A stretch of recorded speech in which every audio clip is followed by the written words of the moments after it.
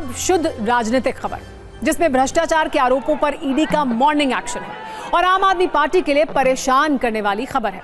दिल्ली के पूर्व deputy CM Manish Sisodia की जमानत पर रिहा होने के 22 दिन के बाद आज आम आदमी पार्टी के ओखला से विधायक अमानतुल्लाह खान को गिरफ्तार कर लिया गया। ईडी की एक टीम आज सुबह ओखला में अमानतुल्लाह खान के घर पहुंची, जिसके करीब 6 घंटे के बाद उनकी गिरफ्तारी हो गई। अमानतुल्लाह खान की गिरफ्तारी वक्फ बोर्ड केस में हुई है, जिसमें गलत तरीके से नियुक्तियां करने के गंभीर आरोप हैं। इसके अलावा भी उन पर कई आरोप हैं, लेकिन आरोपों की कुंजी खोलने से पहले आज सुबह गिरफ्तारी से पहले क्या हुआ, आइए वो समझते हैं। सुबह करीब 6:15 बजे ईडी की टीम ओखला में आप विधायक अमानतुल्लाह खान के घर पहुंची, लेकिन अमानतुल्लाह खान ने दरवाजा खोलने से इनकार कर दिया। उन्होंने कहा कि जब तक लोकल पुलिस नहीं आएगी वो दरवाजा नहीं खोलेंगे। करीब 2 घंटे के बाद लोकल पुलिस आई तो ईडी की टीम ने कार्रवाई शुरू की, लेकिन तब तक दरवाजे के अंदर से अमानतुल्लाह खान और बाहर से ईडी की टीम के बीच काफी बहस हो चुकी थी। एक बार दोनों के बीच बहस का ये हिस्सा सुनिए, फिर आपको आगे की कहानी भी बताते हैं। मेरी मदर इन लॉ का ऑपरेशन हो रहा है, उनका ऑपरेशन हुआ है अभी 3 दिन पहले, और आप फिर मुझे अरेस्ट करने के लिए आए। अरे 1000% और क्यों आए आप अरेस्ट नहीं करने आए तो फिर क्यों आए हैं? अरेस्ट तो करने आए हो आप। मेरे घर पे खर्चे को पैसे नहीं है। मदर इन लॉ ऑपरेशन में पड़ी हुई है, आप क्या सर्च करने आए हो? क्या है मेरे पास? इस तीखी बहस के बाद कार्रवाई शुरू हुई और करीब 12:30 बजे अमानतुल्लाह खान को गिरफ्तार कर लिया गया। हालांकि ईडी की वैन में बैठने से पहले अमानतुल्लाह ने दावा किया कि वो बेकसूर हैं। उनकी गिरफ्तारी के बाद अब इस मुद्दे पर काफी राजनीतिक एक्शन है। आम आदमी पार्टी ईडी की कार्रवाई से गुस्से में है।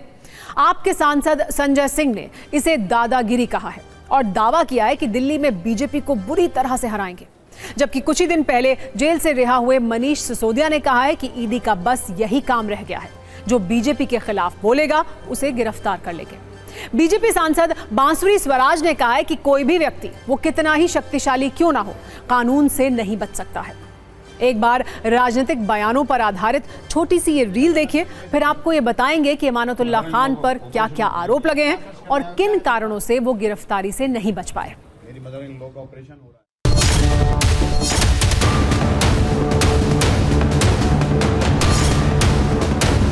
चुनाव के ठीक पहले दिल्ली के अंदर आप दिल्ली का माहौल बिगाड़ने के लिए बीजेपी के हथियार के तौर पे इस्तेमाल हो रहे हो, तो मैं समझता हूं कि ईडी वालों को अपनी कार्रवाई पर ध्यान देना चाहिए। सुप्रीम कोर्ट से बार बार तुम लोगों को लताड़ पड़ रही है, बावजूद इसके सिर्फ और सिर्फ मोदी के कठपुतली बन के रह गए हो। आम आदमी पार्टी टोटल का टोटल अपराधियों से घिरा हुआ है, जिसका मुख्यमंत्री जेल में, कोई पैसा घोटाला, कोई आर्म्स घोटाला, कोई रंगबाजी में। इसलिए कोई व्यक्ति कानून से बड़ा नहीं होता है।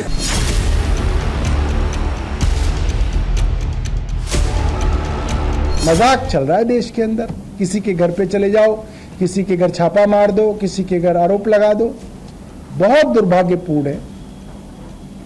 और भारतीय जनता पार्टी की उल्टी गिनती शुरू हो गई है। देश के लोगों ने अब तय कर रखा है कि भारतीय जनता पार्टी को विदा करना है। जांच एजेंसी अपना काम कर रही है और ये पब्लिक डोमेन में है कि किस तरह से अमानतुल्लाह खान ने दिल्ली वक्फ बोर्ड में नाजायज भर्तियां की हैं, घोटाले किए हैं, भ्रष्टाचार किए हैं। और जब आप चोरी करते हैं तो फिर आपको कानून को जवाब भी देना पड़ेगा। ईडी के जरिए, कभी आईटी के जरिए, कभी सीबीआई के जरिए विपक्षी नेताओं को परेशान करने की जो साजिश चल रही है, हमें लेकिन इस देश के संविधान पर पूरा भरोसा है, इस देश के लोकतंत्र पर पूरा भरोसा है और निश्चित तौर पर इस काली रात का भी अब जल्द अंत होने वाला है। मैं पूछना चाहता हूं आम आदमी पार्टी के लोगों से कि वो इस तरह की गुंडाई को, इस तरह के भ्रष्टाचार को, इस तरह से वक्फ की प्रॉपर्टीज में भ्रष्टाचार करने वालों को इस तरह वो अगर प्रस्तुत कर रहे हैं, तो दिल्ली की जनता को, देश की जनता को किस तरह केजरीवाल की जो पॉलिटिक्स है वो गुमराह करती है, झूठ बोलती है, ये सच आज सबके सामने आया।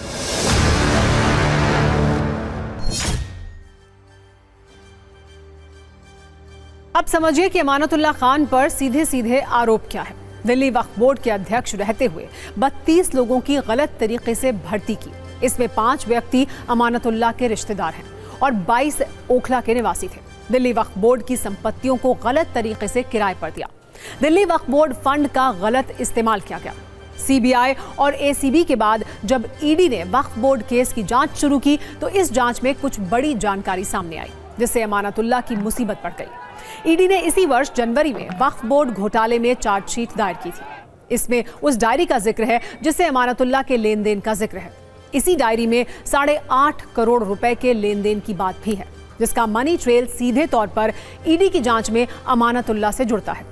सूत्रों के मुताबिक ईडी की जांच में यह पता चला कि अमानतुल्लाह खान ने वक्फ बोर्ड अध्यक्ष रहते हुए जो गलत तरीके से पैसे कमाए, उसी पैसे से दिल्ली में करोड़ों रुपए की जमीन खरीदी और बेची भी।